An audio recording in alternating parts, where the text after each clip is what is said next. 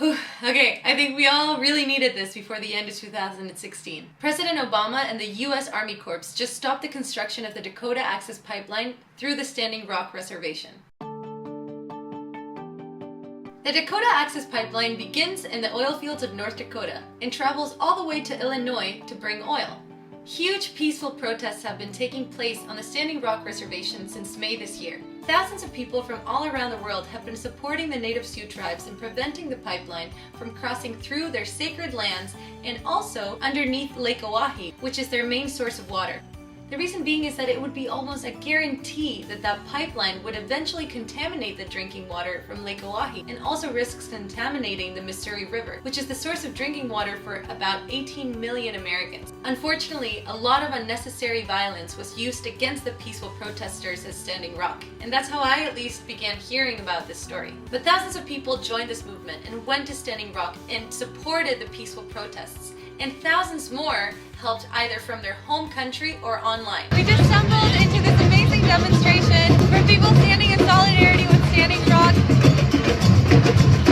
In fact, I recently heard that thousands of US veterans were going to Standing Rock to challenge the violence that was being used against the protesters. So on December 4th, the Army Corps and President Obama chose to halt the construction of the pipeline.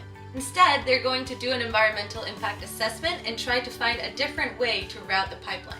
This is incredible news. So follow this story.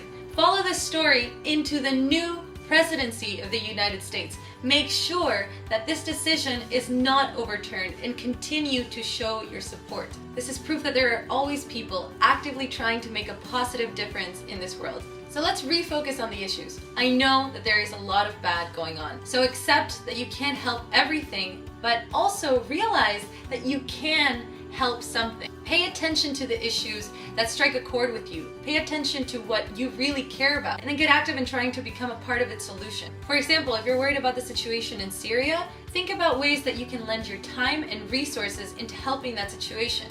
If you're worried about what's going on in Myanmar, do the same thing. Something I've been thinking about is that if you're worried about humanity, you should refocus on yourself and your own actions. Remember that governments are made up of human people who either do or do not know how to deal with conflict in a non-violent way.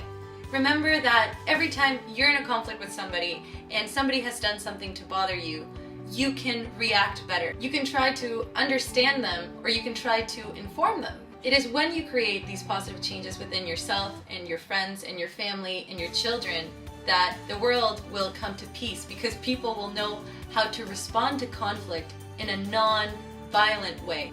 Share the accomplishments of the helpers. Celebrate them, give them a voice, speak about this to your friends. Share the good news and create the good news. Stay positive.